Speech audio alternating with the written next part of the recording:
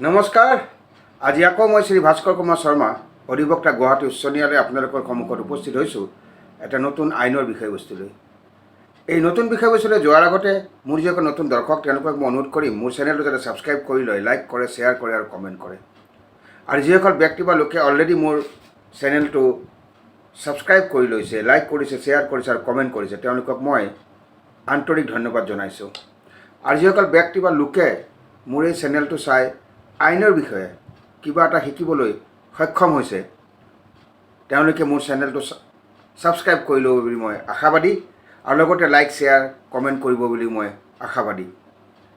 আৰু এটা মই অনুৰোধ কৰিম, মোৰ যেতিয়া ভিডিঅ'বিলাক আপোনালোকে চাব অনুগ্ৰহ কৰি আধাতে সমাপ্ত নকৰিব আৰু স্কিপ কৰি নাচাব, কাৰণ আইনৰ বিষয়বস্তুসমূহ জটিল। আধাতে সমাপ্ত কৰিলে বা স্কিপ কৰি চালে হয়তো আপুনি বিষয়বস্তুটো বুজাত অলপ কঠিন হ'ব পাৰে। ধন্যবাদ। এতিয়া মই আজিৰ বিষয়বস্তুলৈ আহিছোঁ। আজিৰ বিষয়বস্তুটো বৰ সৰু। মোক এজন ব্যক্তিয়ে প্ৰশ্ন কৰিছিলে, আমি যে মানুহ এজনৰ মৃত্যুৰ পিছত তেওঁৰ মৃত্যুটো পঞ্জীয়ন কৰোঁ, সেই ব্যক্তিজনৰ যে মৃত্যু হৈছে, যেনেকৈ বাৰ্থ চাৰ্টিফিকেট থাকে তেনেকৈ মানুহৰ ডেথ চাৰ্টিফিকেটো থাকে। অৰ্থাৎ মৃত্যু পঞ্জীয়ন কৰিব লাগে। মৃত্যুৰ পিছত যিজন ব্যক্তিৰ মৃত্যু হ'ল চাৰ্টিফিকেটখন পাবৰ কাৰণে পঞ্জীয়ন কৰিব লাগে, যাক আমি ডেথ ৰেজিষ্ট্ৰেশ্যন বুলি কওঁ। এতিয়া ব্যক্তিজনে মোক প্ৰশ্ন কৰিছিল যে বেনিফিটছ অফ ডেথ ৰেজিষ্ট্ৰেশ্যন, আমি যে ডেথ ৰেজিষ্ট্ৰেশ্যন কৰোঁ, মৃত্যু পঞ্জীয়ন কৰোঁ, তাৰ পৰা আমাৰ কি লাভ হয় বা কি বেনিফিট হয়, এই বিষয়ে মই চমুকৈ উত্থাপন কৰিম।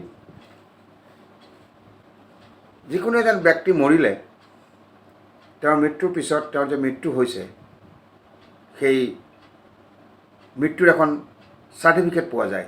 অৰ্থাৎ যেনেকৈ বাৰ্থ চাৰ্টিফিকেট থাকে, মানুহজনৰ জন্ম হ'ল, জন্ম হোৱাৰ পিছত তেওঁ যে জন্ম হৈছে, ক'ত জন্ম হৈছে, তেওঁ কাৰ সন্তান, এই গোটেইখিনি মেনশ্যন থাকে যে এখন আমি বাৰ্থ চাৰ্টিফিকেট পাওঁ।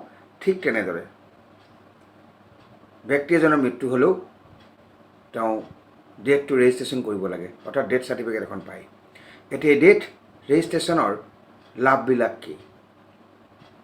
এক নম্বৰতে হৈছে ডেথ ৰেজিষ্ট্ৰেশ্যন এইকাৰণেই লাভদায়ক বা বেনিফিচিয়েল আমাৰ কাৰণে, আমাক সহায়ো কৰে two establish the claim on property.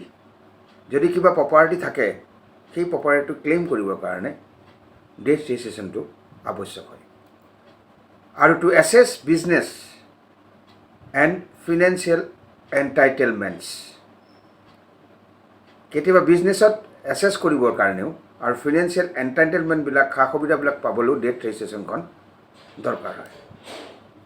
Two claim any available insurance and other benefits, insurance আৰু আদাৰ কিবা যদি বেনিফিটছ পাবলগীয়া থাকে সেইবিলাকৰ কাৰণেও ডেথ ৰেজিষ্ট্ৰেশ্যনৰ দৰকাৰ হয়।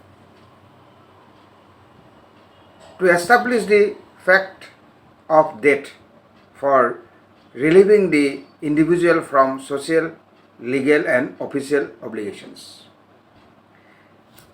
ডেথ ৰেজিষ্ট্ৰেশ্যনটো এইকাৰণেই দৰকাৰ বা বেনিফিচিয়েল আমাৰ কাৰণে, to establish the fact of death, মানুহজনৰ যে মৃত্যু হৈছে সেইটো এষ্টাব্লিছ কৰিবৰ কাৰণেও, সেই ফেক্টটো এষ্টাব্লিছ কৰিবৰ কাৰণেও ডেথ ৰেজিষ্ট্ৰেশ্যনটো দৰকাৰ হয়। আৰু যিটোৱে সেই ব্যক্তিজনক ছ'চিয়েল, লিগেল আৰু অফিচিয়েল অব্লিগেশ্যনছ কিছুমান থাকে, সেই অফিচিয়েল অব্লিগেশ্যনছসমূহৰ পৰা সকাহ দিয়ে। লিগেল যদি কিবা অব্লিগেশ্যন থাকে তাৰ পৰাও সকাহ পায়, আৰু ছ'চিয়েল কিছুমান অব্লিগেশ্যন থাকে তাৰ পৰাও সকাহ পায় যদি ডেথ ৰেজিষ্ট্ৰেশ্যনখন হয় বা ডেথ ৰেজিষ্ট্ৰেশ্যন হয়। অৱশেষত to establish settlement of property inherited, উত্তৰাধিকাৰী সূত্ৰে আপুনি যিটো প্ৰপাৰ্টি পাব সেইটো ছেটেলমেণ্টৰ ক্ষেত্ৰতো ডেথ ৰেজিষ্ট্ৰেশ্যনটো দৰকাৰ হয়। অৰ্থাৎ কোনোবা এজন মানুহৰ মৃত্যু হৈছে, সেই মানুহজনৰ, মই তেওঁৰ পুত্ৰ হয়, তেওঁৰ যিটো প্ৰপাৰ্টি মই ইনহেৰিট কৰিম বা উত্তৰাধিকাৰী সূত্ৰে পাম, সেইটো পাবৰ কাৰণে মই য'তে ত'তে কোৰ্টতে হওক বা কনচাৰ্ণ অথৰিটিতে হওক এপ্লাই কৰিব লাগিব পাবৰ কাৰণে প্ৰপাৰ্টি হওক বা ইনভেষ্টমেণ্ট হওক হোৱাট এভাৰ।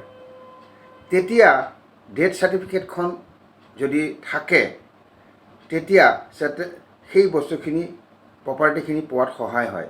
অৰ্থাৎ মানুহজনৰ মৃত্যু হ'ল, তেওঁ ডেথটো পঞ্জীয়ন কৰা হ'ল, তাৰ পৰা এখন চাৰ্টিফিকেট পালে। অৰ্থাৎ ডেথ ৰেজিষ্ট্ৰেশ্যনটো হ'লেহে আপুনি চাৰ্টিফিকেটখন পাব।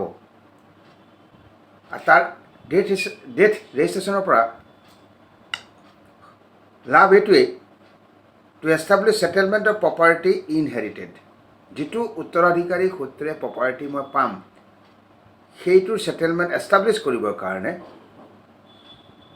ডেথ ৰেজিষ্ট্ৰেশ্যনে সহায় কৰে। সেইকাৰণে ডেথ ৰেজিষ্ট্ৰেশ্যনৰ পৰা আমাৰ বেনিফিট হয়। মই আকৌ এবাৰ চমুকৈ কৈ দিছোঁ ডেথ ৰেজিষ্ট্ৰেশ্যনটো কিয় বেনিফিচিয়েল বা কি লাভ হয় ডেথ ৰেজিষ্ট্ৰেশ্যনৰ পৰা। 1 number, to establish the claim on property and to access business and financial entitlements, to claim any available insurance and other benefits, to establish the fact of death for relieving the individual from social, legal and official obligations. শেষৰটো হ'ল to establish settlement of property inherited. এইখিনি আমাৰ benefit আমি পাম যদি death registration হয়। এই আলোচনাৰ পৰা আজি অলপ হ'লেও আপোনালোকে কিবা এটা জানিবলৈ সক্ষম হৈছে বুলি মই আশা ৰাখিছোঁ। আজি মই শ্ৰী ভাস্কৰ কুমাৰ শৰ্মা, অধিবক্তা, গুৱাহাটী উচ্চ ন্যায়ালয়, ইমানতে সামৰণি মাৰিছোঁ।